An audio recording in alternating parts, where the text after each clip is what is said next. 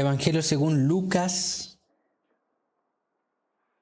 capítulo número 23, versículo número 34. Le vamos a dar lectura en el nombre de nuestro Señor Jesucristo. Y Jesús decía: Padre, perdónalos, porque no saben lo que hacen. Y repartieron entre sí sus vestidos, echando suerte. Hasta ahí, mis hermanos, vamos a orar. Padre celestial, a través de su Hijo amado, nuestro Señor Jesucristo, recurrimos a su presencia, Señor, rogando para que usted me dé gracias, Señor, para hablar de su palabra, para que usted prepare a su iglesia para poder recibir esta palabra y ponerla por obra, y para que todos en conjuntos, al oír su palabra, podamos responder a ella en adoración, Señor. Oramos para que Cristo sea exaltado, para que Cristo reciba la gloria en la cual le pertenece. Que nosotros los hombres desaparezcamos, Señor. Que Cristo sea exaltado, porque Él es digno de toda gloria. Solamente Él y nadie más que Él. Padre celestial, se lo pedimos a través de su Hijo amado, nuestro Señor Jesucristo. Amén y amén.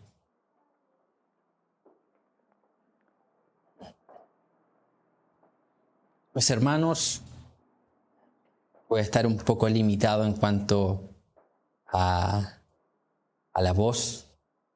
Todavía me estoy recuperando y aún siento algunas complejidades para hablar debido al resfriado y todo aquello que ocurre normal en esta época del año. Solamente que a nosotros como familia se nos dificulta un poquito más. Entonces, mis hermanos, yendo directamente aquí al texto, en el día de hoy vamos a iniciar una pequeña serie de predicaciones en las cuales abordaremos las últimas 7 palabras de Jesús en la cruz. Entonces vamos a estar viendo 7 exposiciones basadas en las últimas 7 palabras de Jesús en la cruz, las cuales fueron sus últimas palabras. Entonces debemos entender esto antes de entrarnos al texto. Jesús pronunció 7 oraciones estando en la cruz.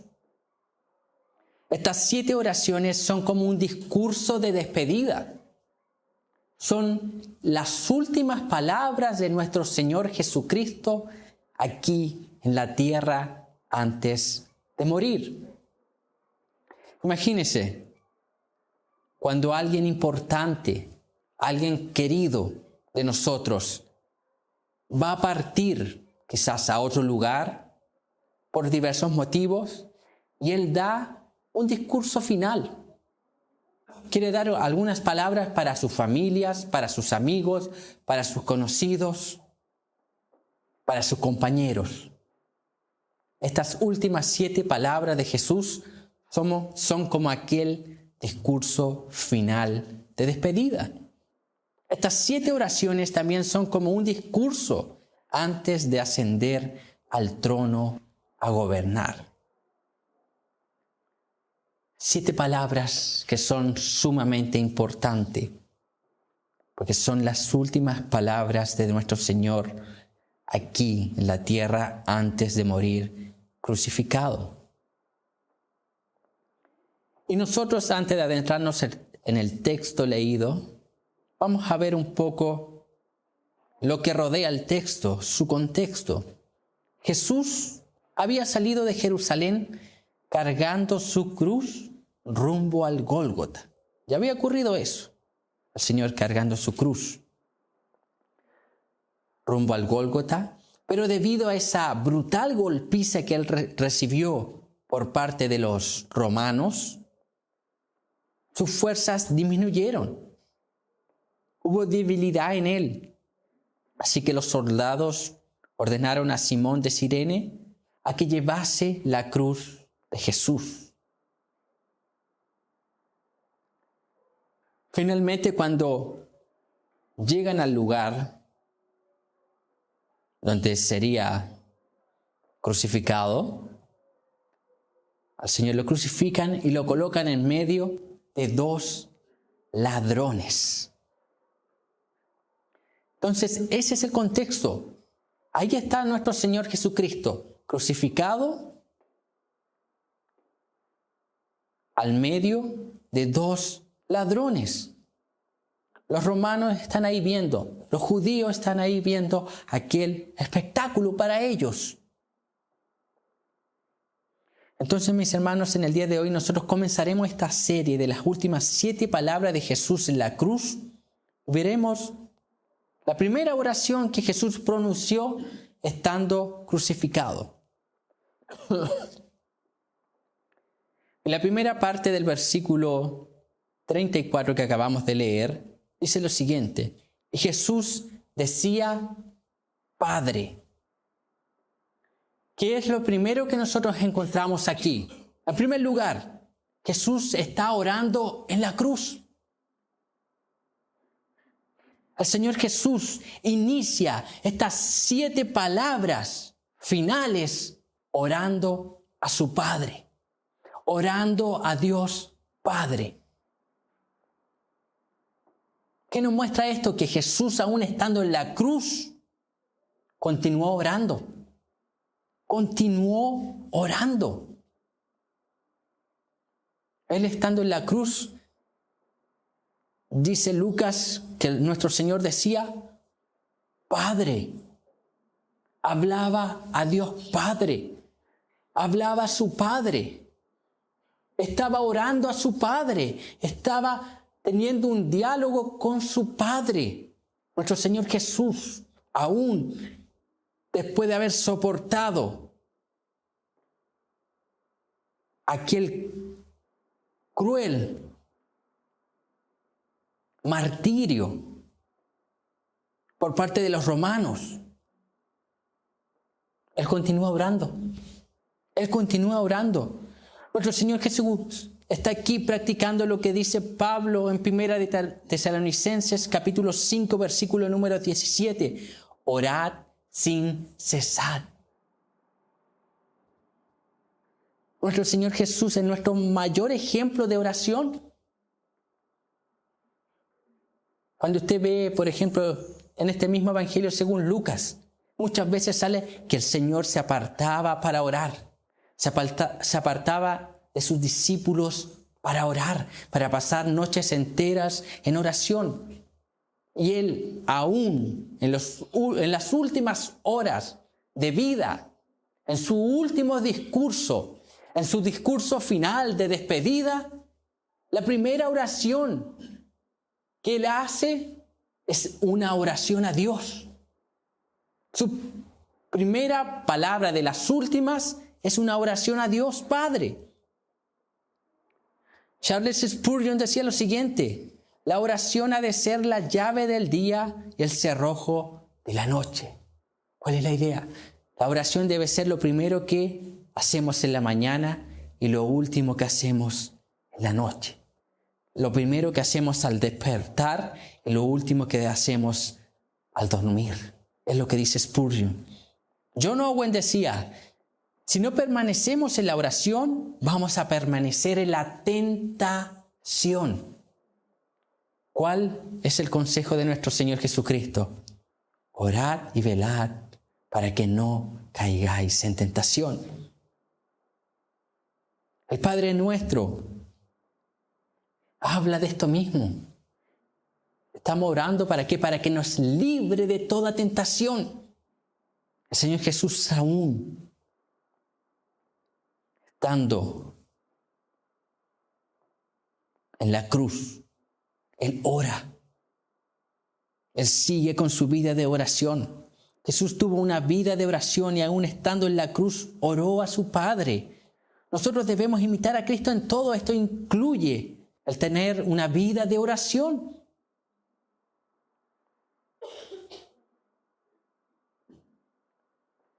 Hermanos, con la ayuda del Espíritu Santo debemos esforzarnos en seguir el ejemplo de nuestro Señor Jesucristo, de ser hombres y mujeres que oramos a Dios, que recurrimos a Dios en oración.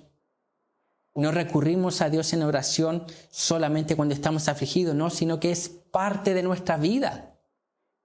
Es como, al igual que nosotros todos los días comemos, bebemos y hacemos un sinnúmero de cosas, la oración es vital y debería ser de esa misma forma que tenemos esas necesidades básicas para vivir, para que nuestro cuerpo físico se mantenga.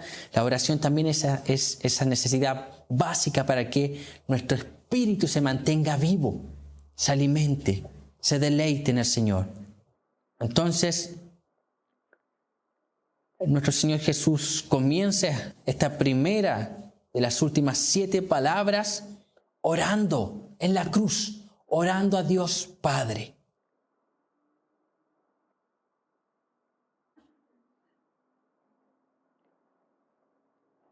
Entonces el texto continúa diciendo lo siguiente. Jesús decía: Padre, perdónalos, porque no saben lo que hacen. Entonces, y Jesús decía: Padre, perdónalos. ¿Qué vemos aquí? Jesús intercede por los que le están crucificando. Jesús, a pesar de estar en la cruz, soportando la ira de Dios por causa de los pecadores, Él intercede por quienes le están crucificando. Señor Jesús intercede por quienes le están crucificando. ¿Quiénes son estas personas por las cuales Jesús intercede? ¿Quiénes son? En el texto específicamente muchos estudiosos dicen que está intercediendo por los soldados romanos. Y que según la historia serían 4 romanos los que están alrededor de Jesús en esta crucifixión. Pero algunos también creen que Jesús intercede por los judíos. Entonces, en primera instancia, intercede por aquellos soldados romanos. Pero esa intercesión también alcanza a los judíos, que eso lo vamos a ver después si lo vemos. Hecho realidad, por ejemplo, salva al Señor a un judío llamado Saulo. Los primeros convertidos eran judíos. Entonces, el Señor intercede por estos soldados romanos en primera instancia y también por los judíos. Los soldados romanos ignoraban la causa por la cual Jesús estaba siendo crucificado. Los romanos, aquellos soldados, estaban simplemente obedeciendo órdenes. Los romanos no tenían idea de la ley de Dios. Era solo lo que oían lo que los judíos decían. Eso era lo que ellos sabían. Y además aquí estamos hablando de soldados que eran simplemente hombres que cumplían órdenes. Entonces estos hombres no tenían idea. Pero algunos miembros del Sanedrín deben haber sabido que estaban haciendo algo malo. No obstante, no comprendían la magnitud de su maldad. Algunos judíos, líderes religiosos de su tiempo, sabían que estaban haciendo algo malo. Pero no imaginaban la magnitud de su maldad. Estaban crucificando al Hijo de Dios.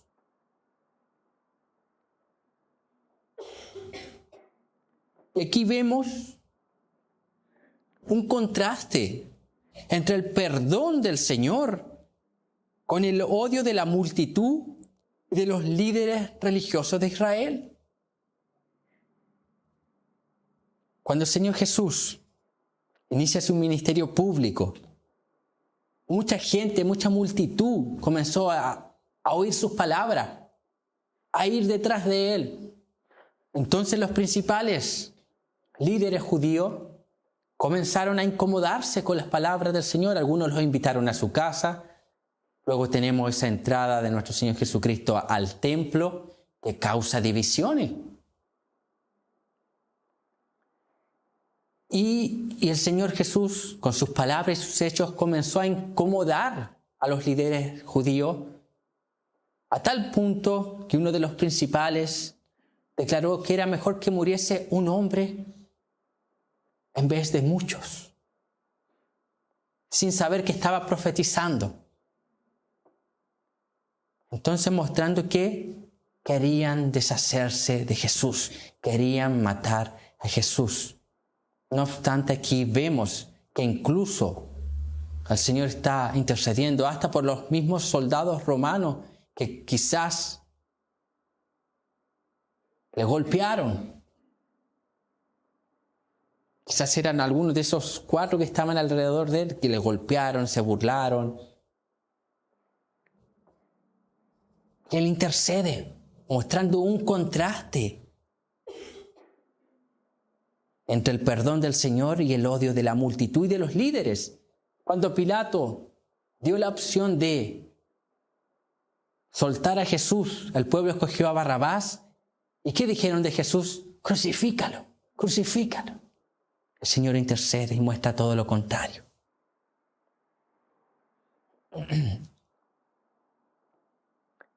Y es interesante aquí, mis hermanos, el término que Lucas utiliza en el original.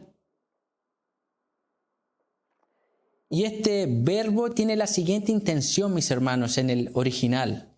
Cuando dice, y Jesús decía, ese verbo decir, tanto en el tiempo que estaba el verbo, esto implicaba una acción repetida o continua en el pasado. Esto quiere decir que Jesús intercedió varias veces por los que estaban crucificándole. Esa es la intención del texto original. Nosotros vemos aquí, y Jesús decía, Padre, perdónalos. Pero no fue una sola palabra. El Señor Jesús dijo varias veces, intercedió por aquellos que le estaban asesinando, por aquellos que le estaban crucificando, mostrando la magnitud del perdón del Señor. Ahora también es interesante cómo nuestro Señor se dirige al Padre. Porque aquí el texto dice, y Jesús decía, Padre, perdónalos. Pero ese perdónalos es un imperativo, es un mandamiento. Es decir, el Señor Jesús está mandando fuerte y urgente al Padre que le perdone, pero no siendo irrespetuoso.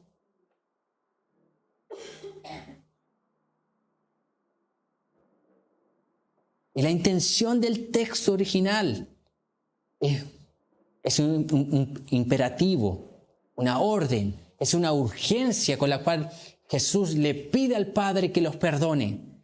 Y el texto implica lo siguiente, que Jesús está diciendo, perdónalos ahora, ya, en ese mismo instante, no después, sino que en ese mismo momento, mostrando más y más la grandeza, el corazón y el perdón de Dios, de Cristo. Es importante notar que Jesús dispuso su corazón para perdonar a quienes le estaban crucificando, para finalmente perdonarlos. Y es más, para dejar más claro, era el perdón la causa de que Jesús estuviese siendo crucificado. O sea, en nuestro Señor hay una disposición a perdonar y luego perdona. Señor Jesús aquí con estas palabras está mostrando el propósito de su muerte, salvar pecadores. Salvar pecadores. Mis hermanos, aquí se está cumpliendo la profecía de Isaías 53:12 que dice lo siguiente: por tanto, yo le daré parte con los grandes y con los fuertes irá despojos, por cuanto derramó su vida hasta la muerte y fue contado con los pecadores, habiendo él llevado el pecado de muchos y orado por los transgresores. Se cumple Isaías 53:12. De esa manera el Señor Jesús estaba intercediendo por estos soldados romanos, por estos judíos. Padre, perdónalos aquí, ahora, en este mismo instante. Y eso lo hizo varias veces, estando en la cruz. Lo había hecho varias veces antes de que fuesen registradas esta palabra. Hechos 7:60 nos muestran al primer mártir de la iglesia, citando las mismas palabras de nuestro Señor Jesucristo. Y puesto de rodillas, clamó a gran voz: Señor, no les tomes en cuenta este pecado. Y habiendo dicho esto, durmió. Esteban siguió el ejemplo de Cristo. Siguió el ejemplo de Cristo.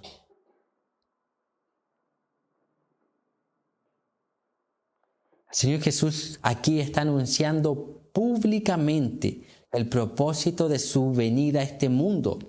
Él vino a buscar y a salvar a pecadores. A pecadores. Y es lo que dice Lucas 19:10. Porque el Hijo del Hombre vino a buscar y a salvar lo que se había perdido. Los judíos y romanos representan a toda la humanidad. Nosotros también crucificamos a Cristo. Cristo también fue crucificado por nosotros, por nuestros pecados, por cada uno de ellos. Entonces, mis hermanos y hermanas, debemos seguir el ejemplo de Jesús en perdonar a los que nos han ofendido. Debemos disponer nuestro corazón a perdonar y a sacar el rencor de Él y llenarnos de misericordia, así como Cristo.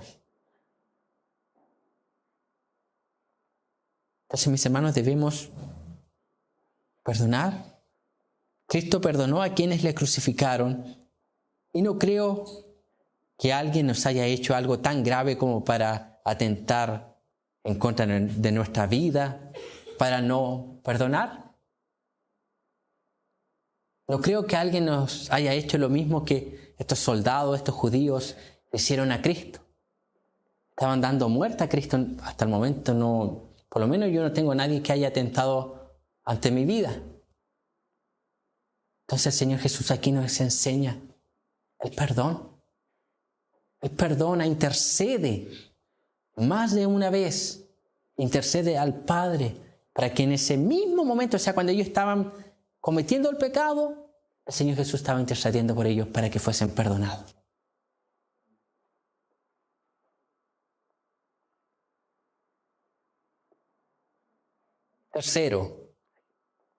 Tercera parte dice: porque no saben lo que hacen. Aquí encontramos en tercer lugar la ignorancia de los que crucificaron a Jesús. No estaban conscientes de la magnitud de su maldad. La ignorancia con la que actuaron tanto judíos como gentiles sin comprender que Jesús era el Mesías les llevó a ¿qué? A crucificarlo. Los soldados estaban ahí, esos 4 soldados que estaban alrededor de Jesús eran ignorantes espiritualmente. Además que solamente recibían órdenes. Ellos no sabían de Mesías, solamente quizás lo que habían oído. Los soldados romanos quizás habían oído que simplemente Jesús era un alborotador. No tenían mayor detalle. Era lo que la multitud decía. Entonces eran ignorantes espiritualmente. Y 1 Corintios capítulo 2 versículos 7 y 8 nos hablan de esto. Dice así: mas hablando sabiduría de Dios en misterio, la sabiduría oculta, la cual Dios predestinó antes de los siglos para nuestra gloria, la que ninguno de los príncipes de este siglo conoció, porque si la hubieran conocido, nunca habrían crucificado al Señor de gloria. Entonces ellos ignoraban lo que estaban haciendo. Ellos ignoraban a quién estaban verdaderamente crucificando. Muchos textos bíblicos nos muestran que nuestro Señor fue crucificado como un ladrón más, un criminal más. Y eso nos muestra que ignoraban a quién estaban crucificando. Sin embargo, esta ignorancia no les excusa de la gravedad del pecado que cometieron. Y eso lo vemos en Hechos, capítulo 2, versículos 22 y 23. Dice así: varones israelitas, oíd estas palabras. Jesús Nazareno, varón aprobado por Dios entre vosotros con las maravillas, prodigios y señales que Dios hizo entre vosotros por medio de él. Como vosotros mismos sabéis, a este, entregado por el determinado consejo y anticipado conocimiento de Dios, prendisteis y matasteis por manos de inicuos, crucificándoles. Pedro, denunciando al pueblo judío que ellos habían matado a Jesús. Entonces vemos algunos pasajes que muestran que lo hicieron por ignorancia, por ignorar quién Jesús era.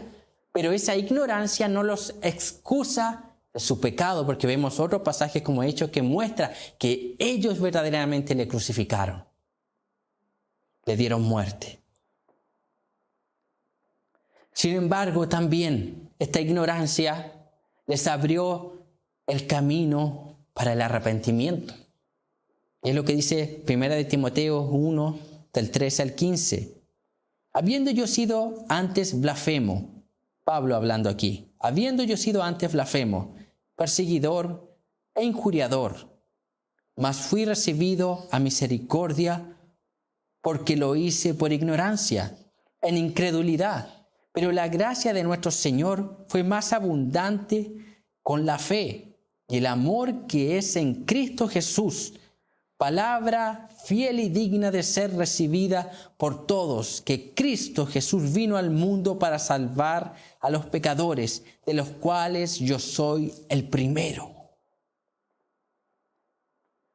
Entonces, mis hermanos, esta ignorancia también abrió el camino para el arrepentimiento.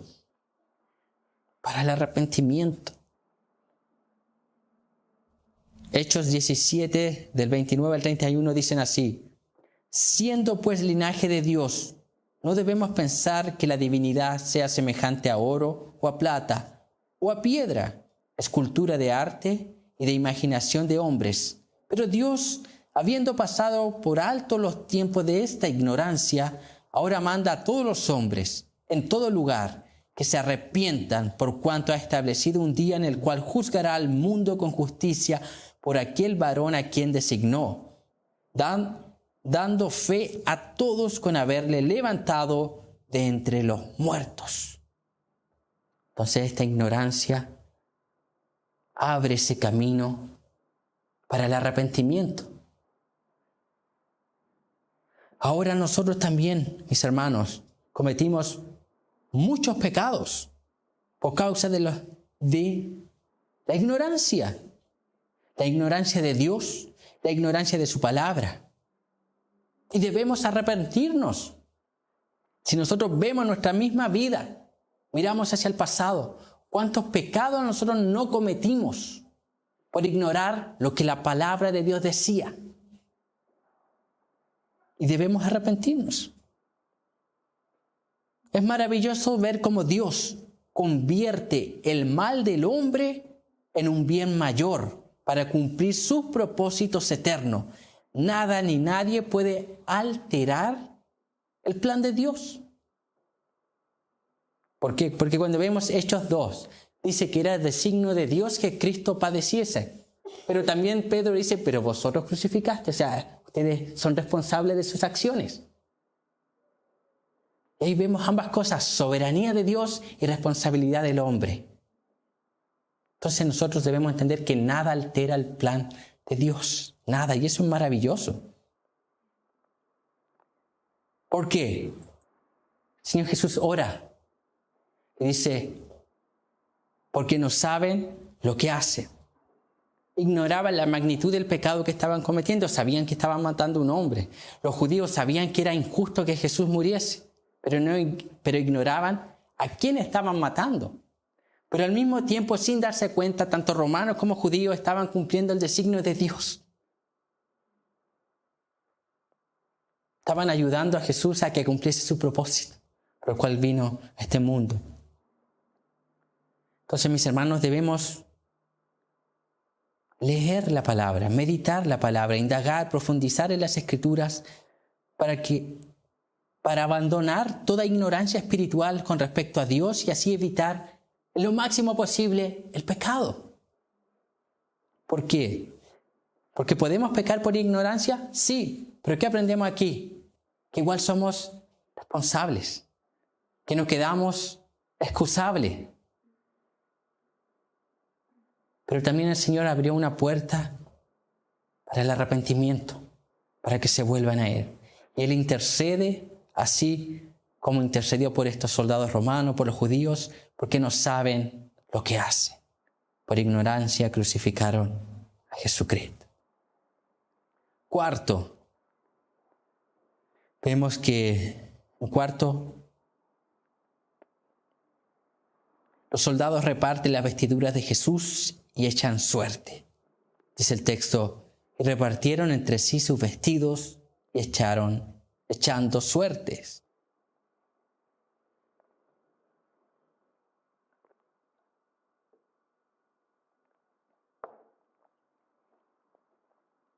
Los soldados que ejecutaban la crucifixión se quedaban con las ropas de los crucificados. Y en este caso, los soldados romanos hicieron apuestas para dividir la ropa de Jesús.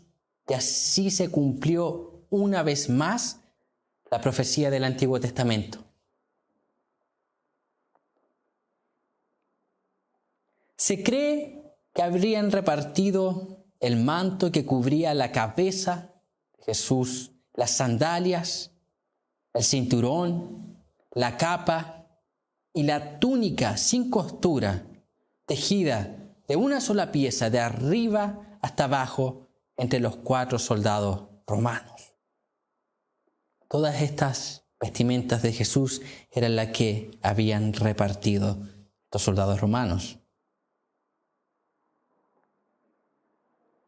Y aquí hay algo interesante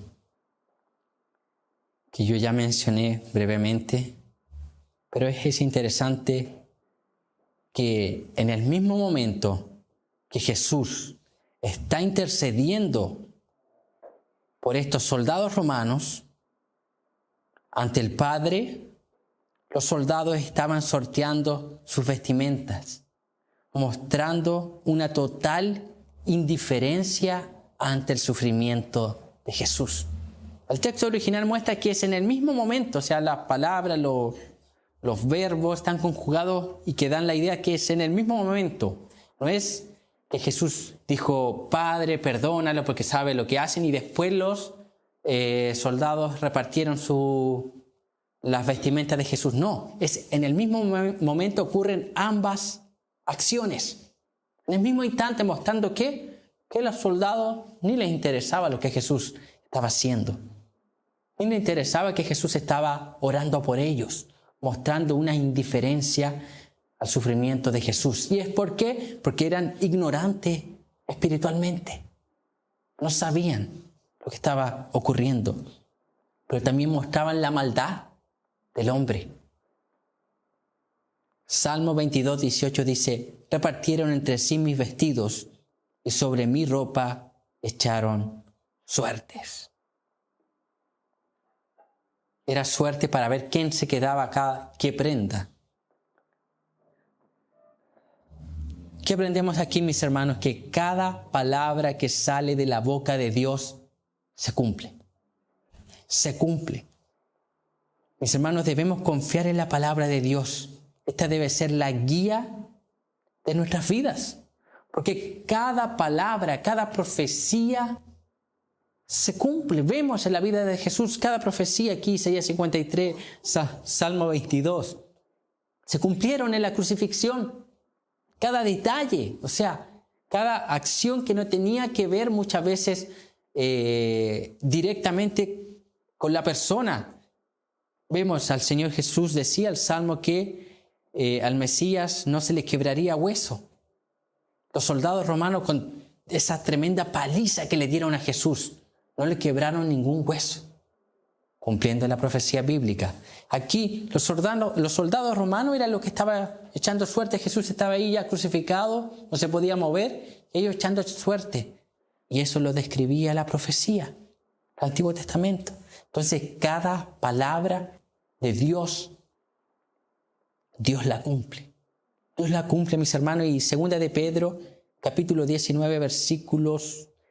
1, versículos 19 y 21, dice así: tenemos también la palabra profética más segura, a la cual hacéis bien en estar atentos, como una antorcha que alumbra en lugar oscuro, hasta que el día esclarezca y el lucero de la mañana salga en vuestros corazones.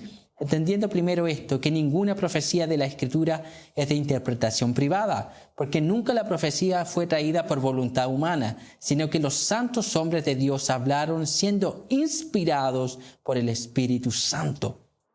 Tenemos también la palabra profética más segura, es Escritura, mis hermanos, la palabra del Señor.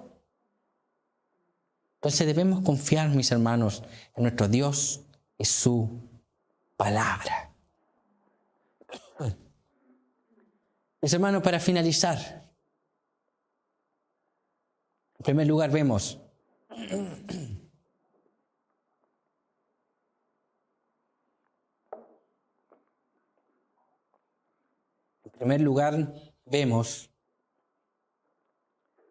Jesús perdonó a quienes le crucificaron. Nosotros debemos disponernos a perdonar y hacer el bien a quienes nos han ofendido alguna vez. El Señor Jesús está orando, intercede, ora pidiendo que el Padre perdone a quienes le estaban dañando a Él. Ora por los soldados romanos, por los judíos, por quienes le estaban crucificando. De la misma manera nosotros. Tal vez a lo mejor no vamos a tener una instancia para hablar con alguien que nos hizo mal alguna vez por diversos motivos, distancia, no sabemos, pero podemos orar a Dios: Señor, perdónalo. Yo lo perdono. Intercedo por esa persona, que en mí no haya ningún rencor, ninguna maldad, ningún mal deseo. Señor, y si es tu voluntad, Padre Celestial, sálvalo. Orar de esa manera, mis hermanos.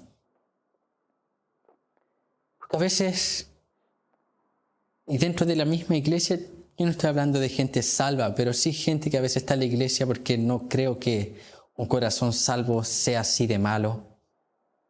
Pero dentro de la misma iglesia a veces hay gente que anhela el mal hacia otras personas. ¿Por qué? Porque a veces me hizo algo, o a veces nada. Es un corazón no regenerado, mi hermano. Debemos ser como Cristo. El Señor Jesús estaba orando una y otra vez mientras los soldados estaban ahí echando suerte. A ver, ¿quién se queda con las sandalias de Jesús? A ver, ¿quién se queda con el manto de Jesús? Y el Señor: Padre, perdónalo, que no saben lo que hacen. De esa misma manera deberíamos orar nosotros.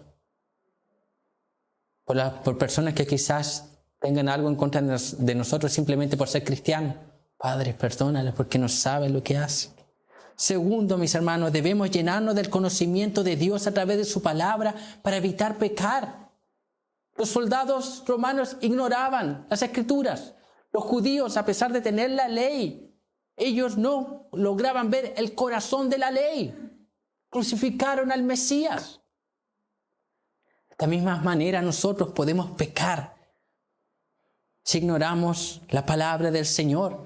Entonces este es un llamado aquí también a conocer las Escrituras, a meditar en las Escrituras, a introducirnos en las Escrituras, sumergirnos en las Escrituras, estar saturado de la palabra del Señor. ¿Sabe lo que decían en el pasado sobre un hombre llamado John Bunyan, el autor del Peregrino? ¿Sabe lo que se decía de él? Que él estaba tan saturado de la Escritura que si cortasen las venas de John Bunyan, saldría Biblia, saldrían versículos bíblicos. Estaba saturado de la Escritura. No saldría sangre, sino versículos bíblicos. De esa misma manera nosotros debemos estar saturados de las Escrituras. Tercero, ¿qué aprendemos aquí? Nada ni nadie puede obstruir el plan de Dios. Los judíos quisieron deshacerse de Jesús. Crucifíquenle. Los soldados dijeron, este no está dando mucho problema con los judíos, crucifíquenle. Vamos, ejecutemos. Nada ni nadie puede alterar el plan de Dios. Los judíos pensaron, murió, acabó, pero oyeron algo que al tercer día algo ocurriría. ¿Qué fueron? Ante los principales romanos, ¿para qué? Para que custodiasen la tumba de Jesús. Sin embargo, eso no impidió de que Jesús resucitase al tercer día, anunciase el evangelio del reino a sus discípulos por 40 días en este mundo y luego ascendiese a la diestra de Dios Padre para sentarse en su trono a gobernar. Y comenzó a salvar, envía al Consolador. Ocurre el día de Pentecostés en el libro de Hechos, un avivamiento con 12 hombres. Trastornó el mundo entero y hasta el día de hoy recoge frutos de aquella muerte, sepultura y resurrección. Nada ni nadie puede alterar el plan de Dios, mis hermanos. Y eso también es para nuestras vidas, para que nosotros descansemos en el día a día. Nadie ni nada puede quitar nuestra posición en Cristo. Aunque nos maten, aunque nos quieran hacer daño, seguimos estando seguros en Cristo. Esa es la promesa del Salmo 91. El que habita bajo el abrigo del Altísimo morará bajo la sombra del Omnipotente. Ese salmo no quiere decir que no vamos a vivir sufrimiento, que no vamos a vivir dolor, no. Sino que a pesar de que vivamos dolores, sufrimientos, persecuciones, el Señor está cubriéndonos a nosotros. Nuestra herencia incorruptible está segura en Cristo. Esa es nuestra identidad. Somos hijos de Dios. Eso nada ni nadie lo va a cambiar. En la cruz vemos la incomprensibilidad de Dios. Mientras los hombres estaban ejecutando el mayor pecado de la historia de la humanidad, Dios estaba ejecutando la mayor obra salvífica de la historia. ¡Qué paradoja! ¡Qué extraordinario! Los hombres estábamos ejecutando el mayor pecado de la historia, crucificando al Hijo de Dios, pero Dios en la cruz estaba ejecutando la mayor obra salvífica, proveyéndonos un sustituto para que pudiésemos reconciliarnos con Dios. La Biblia Diario Vivir dice lo siguiente: Jesús pidió a Dios que perdonara a la gente que le daba muerte, los líderes judíos, políticos romanos, soldados, espectadores. Y Dios contestó esa oración al abrir el camino de salvación, aún para los asesinos de Jesús. Ahora los pecadores pueden reconciliarse con Dios a través de Jesús. Mis hermanos, si hay alguien aquí que esté sin Cristo, crea en Jesús y arrepiéntase de sus pecados. El Señor es fiel para perdonarnos. Hebreos 4, versículos 14 al 16 dice así: Por tanto, teniendo un gran sumo sacerdote que traspasó los cielos, Jesús, el Hijo de Dios, retengamos nuestra profesión, porque no tenemos un sumo sacerdote que no pueda compadecerse de nuestras debilidades, sino uno que fue tentado en todo según nuestra semejanza, pero sin pecado. Acerquémonos pues confiadamente al trono de la gracia para alcanzar misericordia y hallar gracia para el oportuno socorro. El velo fue rasgado. La entrada está libre. Aquella ignorancia de los judíos, aquella ignorancia de los soldados nos abrió un camino para el arrepentimiento. Abrió un camino para la salvación. Cristo, Jesús, el Señor nos llama ¿a qué? A creer, a arrepentirnos, a seguir confiando en Él. Persevere, mis hermanos, hasta el fin. Confíe en el Señor.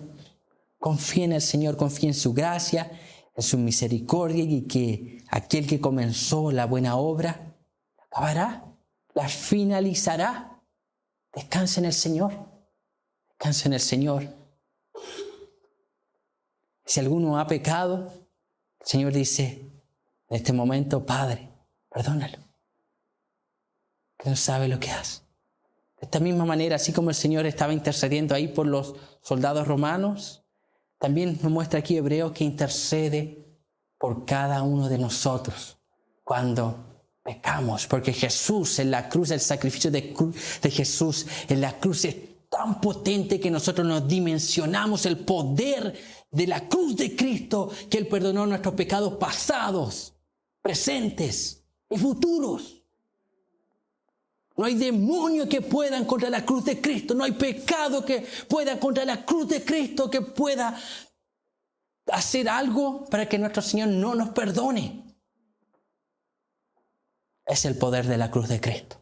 Es el poder de nuestro Señor, que murió para que ese sacrificio fuera eficaz en nosotros, para que ahora nosotros tengamos entrada al lugar santísimo, para que ahora podamos decir: Abba, Padre. Y nos reconciliemos con Dios. Amén, mis hermanos. Vamos a orar.